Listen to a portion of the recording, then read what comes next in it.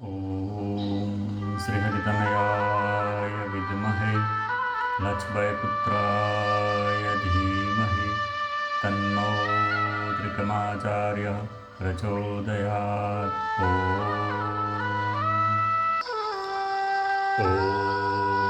नमः शिवाय। ॐ नमः शिवाय। ॐ नमः शिवाय। ॐ शुभं करोतु कल्याणम् आरोग्यं धनसम्पदं शत्रुबुद्धिविनाशाय दीपज्योतिर्नमोऽस्तु ते। ॐ गुरुर्ब्रह्मा गुरुर्विष्णुः गुरुर्देवो महेश्वरः गुरुः साक्षात् परं ब्रह्म तस्मै श्री गुरवे नमः। सोहम उपासना सप्तदश अध्याय अजपाजप। अजपाजप એટલે સોહમ જપ। એ જપ કરવાથી સાધકને કેવો અનુભવ થાય છે અને તે નરમાંથી નારાયણ કેવી રીતે બને છે તે સંબંધી મહાપુરુષો પોતાનો અનુભવ દર્શાવે છે કે ચાર વાણીથી અતીત જે ઉન્મની અવસ્થા તેમાં સોહમની વૃત્તિનો અનુભવ થાય છે। એ વૃત્તિ જ્યોત પરબ્રહ્મ સ્વરૂપમાં લય પામે છે। તે જ નિરંજન સ્વરૂપ છે। આ શરીરમાં જ સમાધિ સુખ પ્રાપ્ત થાય છે। તે સાધક પુરુષ ધન્યને પાત્ર છે। તુકારામ મહારાજે એક સ્થળે તે અપાર સુખ કેવી રીતે પ્રાપ્ત થાય છે તે સંબંધી અનુભવ સિદ્ધ ઉલ્લેખ કર્યો છે। એકાંત સ્થળમાં બેસી અભ્યાસપૂર્વક અનુભવ કરવો, તેથી ચિત્તની એકાગ્રતાથી મનોલય થશે અને અપાર સુખ નિરતિશય આનંદ સુખ પ્રાપ્ત થશે। બ્રહ્માંડની ઉત્પત્તિ સ્થિતિ અને લય જે સ્વરૂપે થાય છે તેનો આપોઆપ સાક્ષાત્કાર થશે। એ સ્વરૂપને જ પોતાના ઉપાસ્ય દેવતાના નામથી તે વિઠ્ઠલ અને ગોપાલના નામથી સંબોધ્યું છે। અજપાજપ સોહમ એ શબ્દના તાત્વિક અર્થનો વિચાર કરતાં પહેલાં તેના અજપાજપ સ્વરૂપનો થોડો વિચાર કરીએ। સોહમ એને અજપા ગાયત્રી અથવા અજપા મંત્ર કહે છે। અજપાજપ સંબંધી કંઈક માહિતી કેટલાક મનુષ્યોને હોય છે, પણ એમાં ઊંડું રહસ્ય છે એવું કેટલાક માને છે। વળી એ એક પ્રકારનો ખાસ જપ છે અને તે અમુક સંપ્રદાયનો છે એમ પણ કેટલાક માને છે। એમાં કંઈક વિચિત્રતા છે અને તે સમજી શકાય તેમ નથી એવું પણ કેટલાક મનુષ્યોનું સમજવું છે। ગુજરાતના સાધકો તો એ જપ વિશે જાણતા નથી। કોઈક સકારણ અથવા અકારણ નિમિત્તથી એ વિષય ગૂઢ થઈ પડ્યો છે, પરંતુ એ વિષય બહુ મહત્વનો છે। પ્રત્યેક જીવ સાથે એ જપનો સંબંધ છે। એ જપનું સૂક્ષ્મ રીતે જ્ઞાન પ્રાપ્ત કરીને મનોલય અને પ્રાણલય સહજે કરી લેવાથી અંતે સ્વસ્વરૂપનો સાક્ષાત્કાર પ્રાપ્ત કરી શકાય છે। સર્વ સત્પુરુષોએ એનું અતિ મહત્વપૂર્ણ વર્ણન કર્યું છે અને એ વિષય ઉપર વિવેચન પણ કર્યું છે। સમર્થ શ્રી રામદાસ સ્વામીએ પોતાના દાસબોધ ગ્રંથમાં એ જપ માટે એક ખાસ અધ્યાય લખ્યો છે। તેમાંથી એ વિષયનું જ્ઞાન મેળવવા સાધકે પ્રયત્ન કરવો તે પ્રમાણે નિત્ય અભ્યાસ કરવાથી એ જપનું રહસ્ય પ્રત્યક્ષ અનુભવી શકાશે. ઉપાસનાની દૃષ્ટિએ એનું વિશેષ મહત્વ છે. કેટલાક મનુષ્યો પ્રાતઃકાલમાં શૌચ મુખમાર્જન કર્યા પછી આચમન અને સંકલ્પ કરે છે. માત્ર અજપાજપ કરવા એટલે જ તેમ કરે છે, પણ તેઓ તેમાંનું રહસ્ય સમજતા નહીં હોવાથી તેની વિધિમાં પાઠાંતર જણાય છે. એ જપ માટે ધ્યાનનો એક શ્લોક છે, તે પણ ભણવામાં ઘણા મહારાષ્ટ્રીઓ ઘણી ભૂલો કરે છે. એમ થવું શક્ય છે કારણ કે પ્રથમ આપણી સર્વ વિદ્યા સંસ્કૃતમાં હતી. તે ભાષા ઘણા થોડા માણસો જ જાણે છે. ધ્યાનના જપમાં સર્વ રહસ્ય સમાયેલું છે અને તેનું વર્ણન પણ એમાં છે. તેથી તે શ્લોક કઠિન હોય જ. તે ભણવાથી અને એક મનુષ્ય પાસેથી બીજા મનુષ્યની પાસે જવાથી એમાં થતા પાઠ ભેદને લીધે કેટલીક વખત તેનો અનર્થ થતો જોવામાં આવે છે. અજપાજપ એટલે શું? આ સૃષ્ટિમાં જેટલા દેહધારી પ્રાણી છે તે પ્રત્યેકનું જીવન પ્રાણવાયુ પર અવલંબિત છે એવું જોઈ શકાશે. પૃથ્વી પટ પર નિવાસ કરનાર પ્રાણીઓ શ્વાસોશ્વાસને આધારે જીવે છે. એ પણ આપણે નિત્ય જોઈએ છીએ. જળમાં રહેનાર જળચર પ્રાણીઓને પણ પ્રાણવાયુ લેવા માટે ઈશ્વર નિર્મિત કેટલીક ઇન્દ્રિયો હોય છે.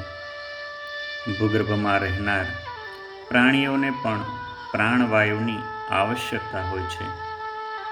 એવા શાસ્ત્રજ્ઞોના વિચાર જોતાં જાણવામાં આવે છે.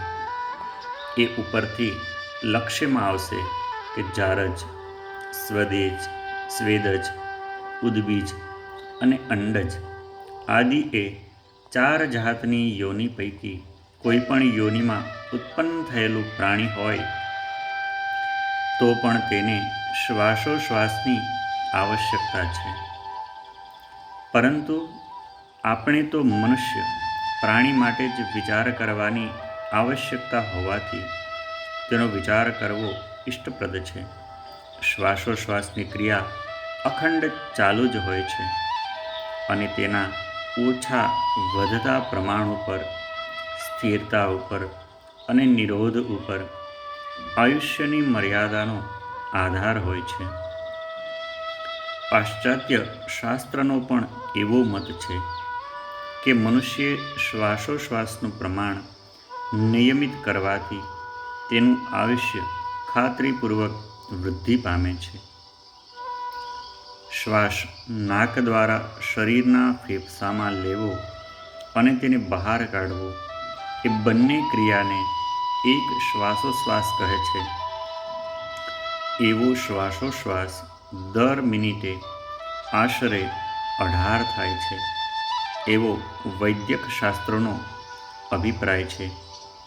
અત્યંત પરિશ્રમ કરવાથી આંતરડા અને અન્ય વિકાર કિંવા મૂળ પાયા પર, મન પર પરિણામ થવાથી એ પ્રમાણમાં વૃદ્ધિ પામે છે. ચિત્તવૃત્તિ શાંત હોય તો શ્વાસનું પ્રમાણ ઓછું થાય છે. આપણા શાસ્ત્રમાં લખ્યું છે કે પ્રત્યેક જીવની આયુષ્ય મર્યાદા તેના પ્રારબ્ધ કર્મ અનુસાર ઓછા વધતા વર્ષની નિશ્ચિત કરેલી હોય છે. અર્થાત તે જન્મ્યા પછી મૃત્યુના મુખમાં પડે ત્યાં સુધી નિશ્ચિત કરેલી સંખ્યા પ્રમાણે શ્વાસોશ્વાસ લેવા જોઈએ એવી વિધિની ઘટના જોવામાં આવે છે. અહોરાત્ર એટલે 24 કલાકમાં મનુષ્યને 21,600 શ્વાસોશ્વાસ થાય છે એવું શાસ્ત્રજ્ઞ પુરુષોએ નિશ્ચિત કર્યું છે. એ હિસાબ જોતાં જણાશે કે 1 કલાકમાં 900 શ્વાસોશ્વાસ થાય છે અને 1 મિનિટમાં 15 શ્વાસોશ્વાસ થાય છે. એ પ્રમાણે વૈદિક શાસ્ત્ર સાથે મળતું આવે છે. એ શ્વાસ લેવાની અને મૂકવાની ઉચ્છ્વાસની ક્રિયા વખતે સ્વાભાવિક રીતે જ એક જપ થાય છે, એવો વેદાંત શાસ્ત્ર અને આગમ શાસ્ત્રનો અભિપ્રાય છે. જેમ કોઈ પણ દેવદેવીનો જપ અથવા મંત્રનો જપ ખાસ કરવો પડે છે, તે પ્રમાણે આ સોહમનો જપ ખાસ રીતે જપવો પડતો નથી, પણ તે જ આપોઆપ એની મેળે જ સ્વાભાવિક રીતે ખાસ જપ નહીં કરવા છતાં પણ થાય છે. તેથી જ તેને અજપાજપ કહે છે. સોહમ જપનો તાત્વિક અર્થ ઉપર લખ્યા પ્રમાણે અનાયાસે જે જપ થાય છે, એમાં કયો મંત્ર જપવામાં આવે છે એ હવે આપણે જાણીએ.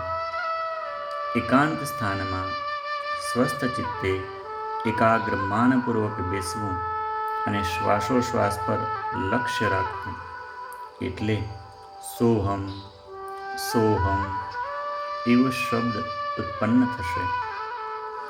શ્વાસ અંદર લેતી વખતે સો એવો શબ્દ અને શ્વાસ બહાર કાઢતી વખતે હમ એવો શબ્દ ઉત્પન્ન થાય છે. આ પ્રમાણે સોહમનો અખંડ જપ શરૂ હોવાનું ધ્યાનમાં આવશે.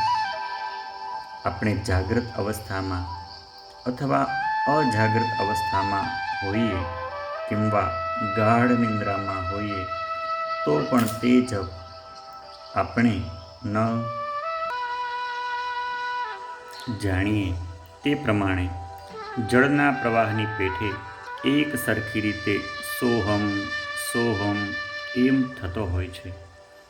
એ પ્રમાણે અખંડ ચાલુ રહેતા મંત્ર જપના અક્ષરો તરફ ધ્યાન આપતા જણાશે કે સહ અને અહમ એવા 2 પદ છે.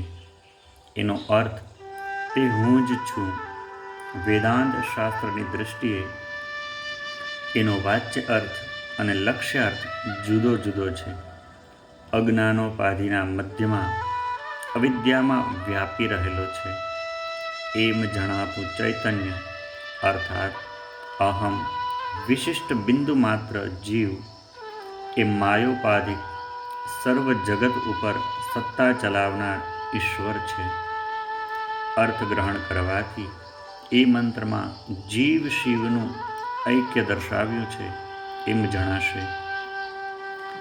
લક્ષ્યાર્થનો વિચાર કરીએ તો જણાશે કે આપણું સ્વરૂપ જે અંગુષ્ઠ માત્ર આત્મા છે, તે અખિલ વિશ્વવ્યાપક પ્રકાશ સ્વરૂપ પરમાત્મા છે. એ દૃષ્ટિએ આત્માનું અને પરમાત્માનું એ મંત્રમાં ઐક્ય દર્શાવ્યું છે એવું લક્ષ્યમાં આવશે. એ મંત્રનો સકાર એ શક્તિ બીજ અને હકાર એ પુરુષ બીજ માન્યું છે એમ સમજવું. સકાર બીજ એ નામ રૂપાત્મક દૃશ્ય જળનો ઉદ્ભવ દર્શાવે છે અને હકાર બીજ એ તેનો લય દર્શાવે છે. એ બંને બીજ અક્ષરનો યોગ દ્વારા વૃત્તિનો ઉદ્ભવ અને લય સમજી શકાય છે અને સાક્ષીરૂપ પ્રકટ થાય છે. એ જપ સંબંધી કેટલાક માણસોએ એવું વિધાન બતાવ્યું છે કે શ્વાસ અંદર લેતા સહ તે ઈશ્વર હું જ છું એવી વૃત્તિ શ્વાસ સાથે જ અંદર લેવી અને શ્વાસ બહાર કાઢતી વખતે અહમ એટલે તે વૃત્તિ બહાર કાઢી નાખું છું. આ પ્રમાણે દેહનો અહંકાર ત્યાગ કરતા જવો અને વૃત્તિ સતત શરીર શ્વાસમાં ગ્રહણ કરતા જવું. તેથી કાલાંતરે આપણે પોતે સર્વવ્યાપક ઈશ્વર છીએ એવો સાક્ષાત્કાર અનુભવ થશે. સોહમનો અનુભવ અભ્યાસ કર્યા સિવાય સાધકને થશે નહીં. સોહમ એ સહજ શબ્દ છે અને સ્વાભાવિક સરળ ઉપાસના છે. એ જપ સર્વ પ્રાણી માત્ર કરે છે, પરંતુ તે માત્ર જાણનારને જ જણાય છે. તેનું રહસ્ય સમજે છે. એ સહજ સરળ જપનું રહસ્ય ફળ સમજી ગયા પછી બીજા કોઈ પણ મંત્ર જપની છાયામાં પડવાનું કારણ નથી. અન્ય દેવોના જપ કરવા માટે ખાસ રીતે ઉચ્ચાર કરવો પડે છે, પણ આ જપ કરવા માટે એવું કાંઈ ખાસ કારણ નથી. આ સહજ સરળ થતાં અજપાજપ પ્રત્યે ભાવના કરવાથી સહજ દેવની ઉપાસના આપોઆપ એની મેળે જ થાય છે. સહજ રીતે જપ થાય છે, તેનું ધ્યાન કરી શકાય છે, સ્તુતિ થાય છે અને ઈશ્વરનું સ્તવન થાય છે. આ પ્રમાણે જે સહજ સેવા પૂજા તે જ સર્વવ્યાપક ઈશ્વરને પ્રિય થાય છે. તેથી જ જપનું રહસ્ય સમજી લેવું અને તેનો અનુભવ લેવો એ શ્રેષ્ઠ કર્તવ્ય છે. આપણા દેહરૂપી મકાનમાં શરૂ થઈ રહેલા એ જ્ઞાન ભંડારનું જો જ્ઞાન પ્રાપ્ત કરી લઈએ નહીં તો નિર્ભાગી પુરુષની પેઠે આપણી સ્થિતિ થાય છે. નિર્ભાગી મનુષ્યને દ્રવ્યનો ભંડાર પોતાના મકાનના ભૂંયતળિયામાં હોવા છતાં પ્રાપ્ત થતો નથી. તેથી તે જન્મ પર્યંત દરિદ્રી દુઃખી રહે છે.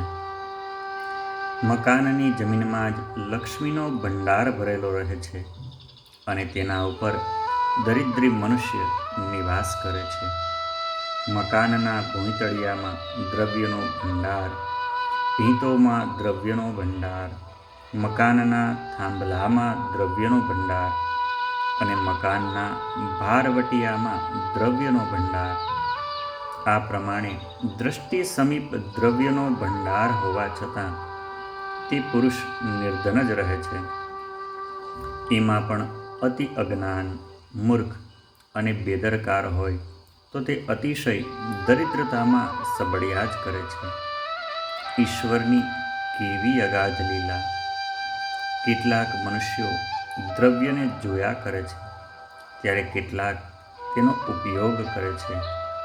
એનું નામ જ પ્રવૃત્તિ અને નિવૃત્તિ છે.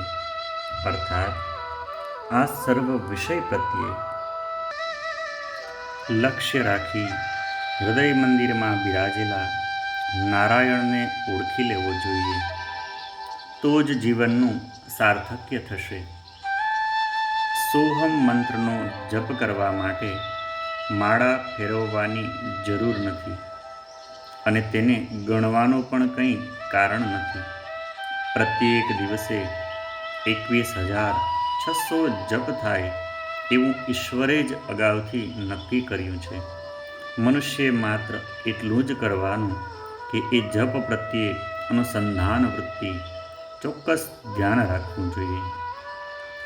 સાત્વિક કર્મ કરવું એ જ ચિત્તશુદ્ધિનું કારણ હોય છે. ચિત્તશુદ્ધિને માટે એ સહજ સરળ રીતે થતા મંત્ર જપનું ફળ પ્રત્યેક સ્ત્રી પુરુષે દરરોજ પ્રાતઃકાલમાં સૂર્યોદય થતાં જ સંકલ્પનું જળ મૂકીને પ્રાપ્ત કરવું જોઈએ. સાક્ષિત્વ નિત્ય એ જપ શ્વાસોશ્વાસ રૂપે થાય છે. એ જપ કરવાનું આપણા હાથમાં નથી, કારણ કે શ્વાસોશ્વાસને નિયમિત કરવાની સત્તા કળા કરતાં આપણને આવડતી નથી.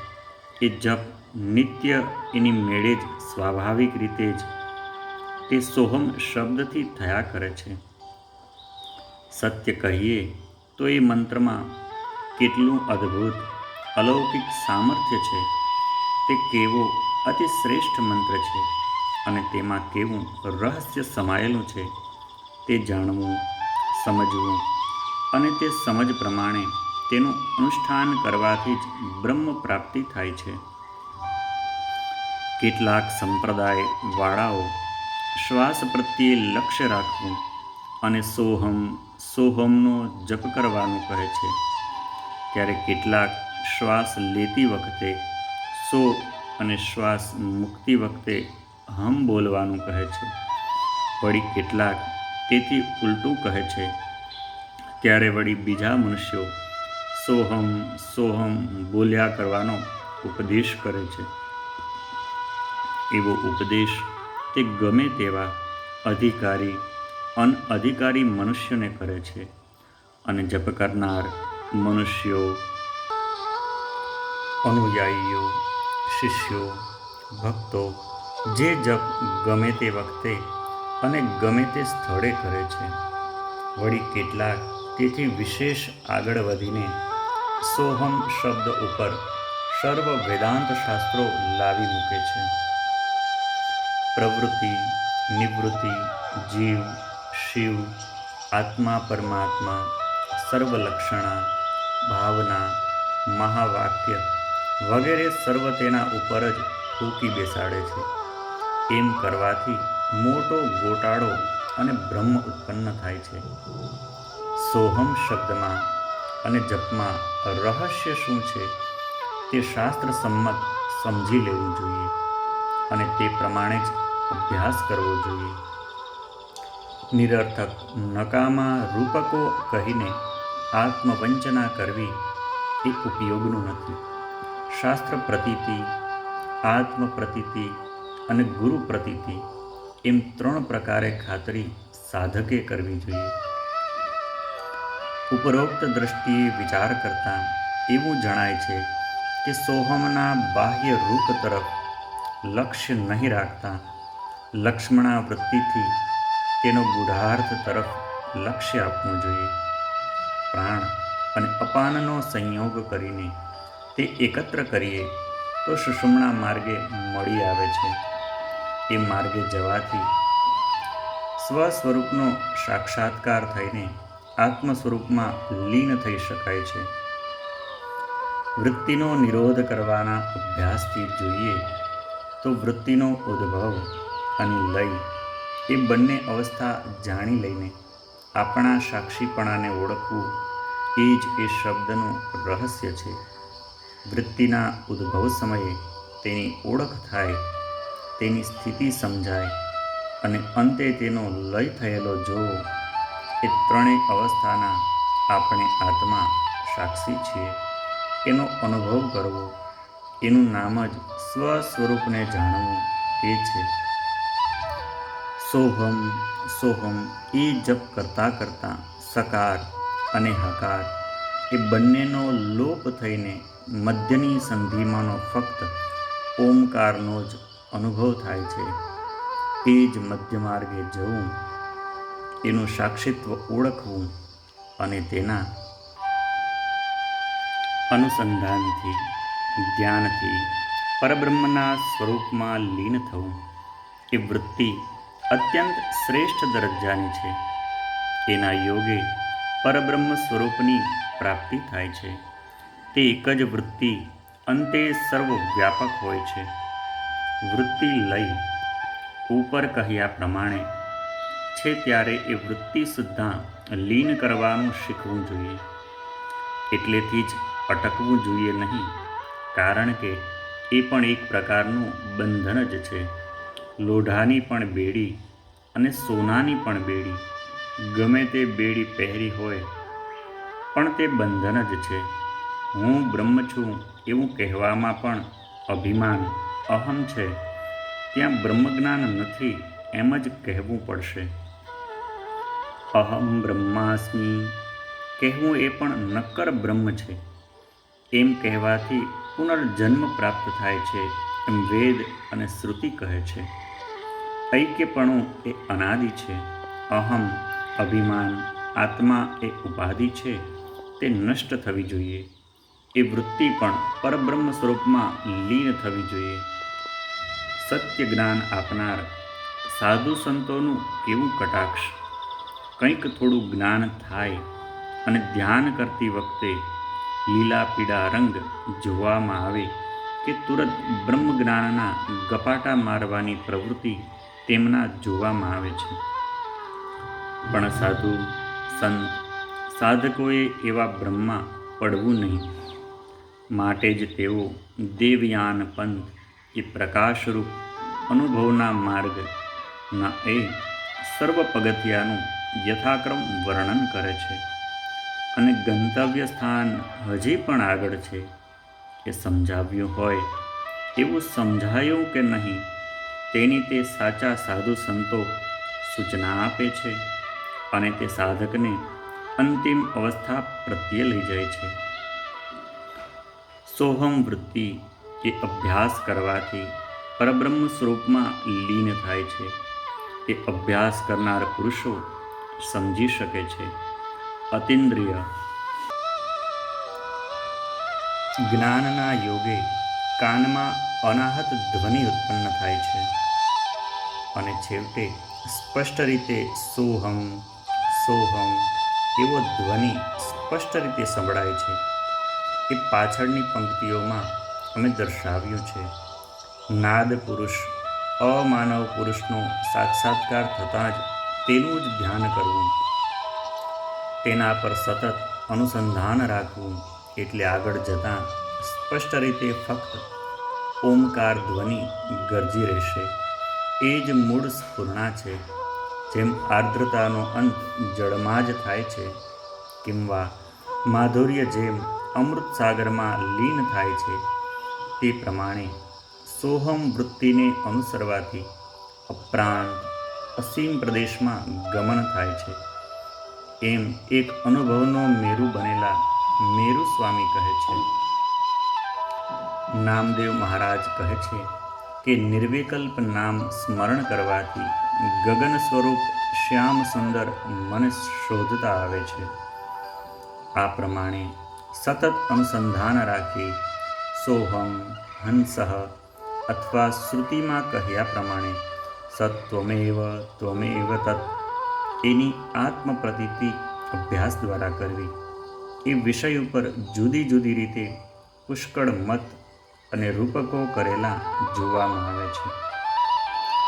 પરંતુ અનુભવની દૃષ્ટિ વડે સાધુ સંતોના વચન પ્રમાણે અને શાસ્ત્ર પ્રતીતિ પ્રમાણે જ સાધકોએ અનુભવ કરવો એટલું જ અમારે કહેવાનું છે. યજ્ઞધર્મ અને નચિકેતાના અત્યંત મનનીય સંવાદનું વિવરણ કઠોપનિષદમાં લખ્યું છે. નચિકેતાએ યમધર્મને પ્રશ્ન કર્યો કે ધર્મથી પૃથક, અધર્મથી પૃથક, કાર્ય અને કારણથી પૃથક, ભૂત ભવિષ્યથી પણ પૃથક એવું જે તમે જાણતા હો તે મને કહો. યમધર્મે ઉત્તર દીધો કે સર્વ વેદ જે પદને પ્રતિપાદન કરે છે, સર્વ પ્રાપ્તવ્ય જેને કહે છે, તે પદ હું તને ટૂંકમાં કહું છું. તે પદ એટલે ઓમ જ છે. ઓમકાર વાચ્ય હું બ્રહ્મ છું એવું જ્ઞાન થવું. એ જ અક્ષર પરબ્રહ્મ છે. તે પરબ્રહ્મ જ છે. એ જ અક્ષર અર્થાત શાશ્વત બ્રહ્મ જાણ્યું એટલે જેની ઈચ્છા અપરબ્રહ્મની અથવા પરબ્રહ્મ પ્રાપ્તિની ઈચ્છા થાય છે તે તેને પ્રાપ્ત થાય છે. એ જ શ્રેષ્ઠ અને પર એવું આલંબન છે. એવું જ્ઞાન જેને થાય છે તે પરબ્રહ્મના સ્વરૂપમાં લીન થાય છે. સોહમના સાધક બંધુ ઉપરનો વિષય બરાબર સમજીને ધ્યેયની પ્રાપ્તિ માટે અધિકારી થઈને સોહમનું રહસ્ય સમજીને સોહમની સાધના માટે તૈયાર થાઓ. ભગવાન તમને સહાય કરશે. જય ગુરુદેવ. ઓમ ભૂર્ભુવઃ સ્વઃ ઓમ તત્સવિતુર્વરેણ્યં ભર્ગો દેવસ્ય ધીમહિ ધિયો યો નઃ પ્રચોદયાત. ઓમ ભૂર્ભુવઃ સ્વઃ ઓમ તત્સવિતુર્વરેણ્યં ભર્ગો દેવસ્ય ધીમહિ ધિયો યો નઃ પ્રચોદયાત. ઓમ